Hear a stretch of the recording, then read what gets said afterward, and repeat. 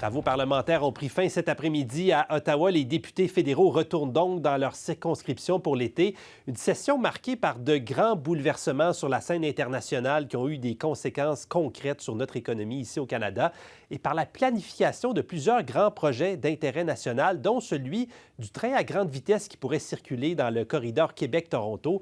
J'ai rencontré le leader du gouvernement à la Chambre des communes et ministre fédéral des Transports, Stephen McKinnon. Monsieur McKinnon, bonjour. Merci. Merci d'être dans mon bureau. Merci de nous accueillir.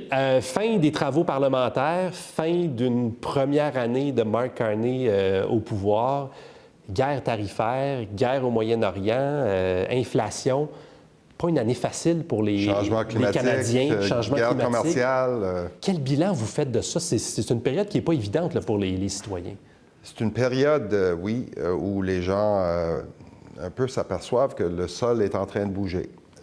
Puis ça c'est déconcertant pour plusieurs, on le sent. Mais c'est aussi une période où l'urgence s'installe et ça devient très, très motivant d'appliquer des solutions qu'on a débattues longtemps et peut-être pour lesquelles il y a un peu plus maintenant de volonté de passer, que ce soit sur l'économie, sur les enjeux de crime, sur les enjeux d'infrastructure et de construction, d'édification. C'est très énergisant, c'est très motivant, c'est très occupé, mais nous sommes, je pense, à mettre en place les morceaux qui vont protéger le Canada et nous faire prospérer à l'avenir. En même temps, quand les gens regardent leur compte de banque à la fin du mois, je pense qu'il n'y a pas nécessairement plus d'argent qu'il y a un an. Vous avez une espèce de lune de miel là, dans les sondages, votre gouvernement, mais pensez-vous que cette confiance-là peut s'effriter si les résultats tardent à arriver? On sait que chez certains, les fins du mois, c'est difficile. Vous avez vu une suite de mesures, que ce soit au niveau de réduction de TPS, la prestation pour l'épicerie, les biens essentiels. Donc, mesure après mesure, on est parvenu à répondre à certains de ces besoins-là. On sait que pour d'autres, ça ne suffit pas, mais je pense que la meilleure chose qu'on peut faire maintenant, c'est d'assurer la prospérité, la croissance du pays. Un des gros projets sur votre table en tant que ministre des Transports en ce moment, c'est le train à grande vitesse, oui, qui a un appui dans la population générale, mais quand on parle aux gens le long du tracé, les agriculteurs au Québec, en Ontario, ça passe pas. Ils ont l'impression que c'est fait en cachette un peu par Alto, ce projet-là.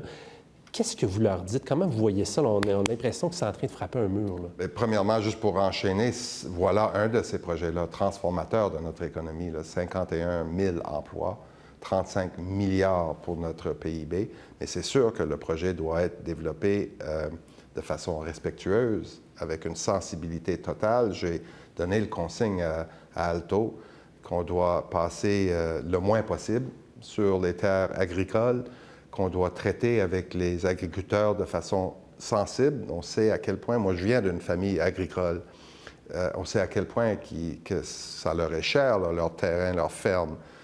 On va passer le plus souvent possible sur les emprises publiques ou là où ça dérange moins. C'est certain qu'on va passer dans certaines régions agricoles et on veut le plus possible le faire de gré à gré, négocier, aborder les gens avec une grande sensibilité. Mais ces gens-là ne veulent pas négocier. En ce moment, ils refusent à Alto même d'entrer sur leur terre. Comment ça va se régler, vous pensez? Je pense qu'à force de parler avec les gens, n'oubliez pas que nous n'avons pas dévoilé ou on n'a pas encore annoncé le corridor, le tracé précis, l'alignement du projet qui sera annoncé qu'à l'automne prochain.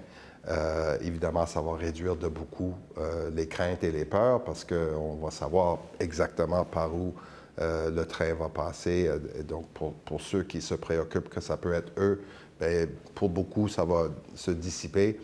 Pour les autres, encore une fois, on va les aborder avec la plus grande et la plus totale sensibilité. Là, je vais vous entendre sur la sortie du Parti québécois la semaine dernière, le chef Paul Saint-Pierre Plamondon, qui dit « Si je deviens premier ministre, on n'en veut pas de TGV au Québec, on va retirer le Québec de ce projet-là. » Il est en avance dans les sondages. Vous allez faire quoi s'il devient premier ministre? Je pense qu'il regrette déjà. C'est à ne juger que par les réactions ici de leurs cousins, de ses cousins dans le Bloc québécois. Ils sont très mal à l'aise avec cette prise de position-là. Je pense que c'était même un peu risible que de réclamer, bon, on ne fait pas le projet, on a 40 milliards basés sur des estimés qui ne sont pas des estimés. Ça n'arrivera pas, là. Non, pas du tout. Évidemment, le projet ALTO existe pour desservir le Québec. C'est un grand projet national, ça, il a raison, M. Plamondon. C'est un grand projet national qui va aller rejoindre 40 de la population canadienne, qui va changer la donne. Imaginez, là, on est étudiant à Trois-Rivières, on peut aller étudier à Laval le matin, puis revenir le soir pour souper. On peut aller à un spectacle de jazz à Montréal, moi et vous, là, dans le train, puis être revenu pour être couché avant minuit dans nos lits ici à Gatineau. Ça va être extraordinaire, ça va changer la donne pour les gens d'affaires, pour les voyageurs, pour les touristes, 3,8 milliards de plus en activités touristiques. Pour les étudiants, les jeunes, c'est une infrastructure que le Canada aurait dû se donner il y a plusieurs décennies. Mais comme on dit, le meilleur temps pour planter un arbre, c'était il y a 20 ans. Le deuxième meilleur, c'est demain. Mais est-ce que vous voyez-vous ça, là, un premier ministre qui dit « Nous, on n'en veut pas, non. » Il se passe quoi, là, si le Québec ne veut pas du TGV? Vous le construisez quand même? Ou... C'est un projet fédéral. On ne demande rien au Québec. Évidemment, ça va mieux avec leur collaboration là, avec le gouvernement du Québec. Et nous avons la pleine collaboration du gouvernement du Québec. Je viens de parler au ministre des Transports du Québec qui m'a réitéré son appui envers le projet. Je pense que les autres partis en lice aussi ont quand même un grand appui pour le projet. Donc, M. Plamondon, je pense qu'il y aura le temps de reconsidérer sa position. OK. M. McKinnon, merci beaucoup d'avoir pris du temps pour nous aujourd'hui. Je vous en prie.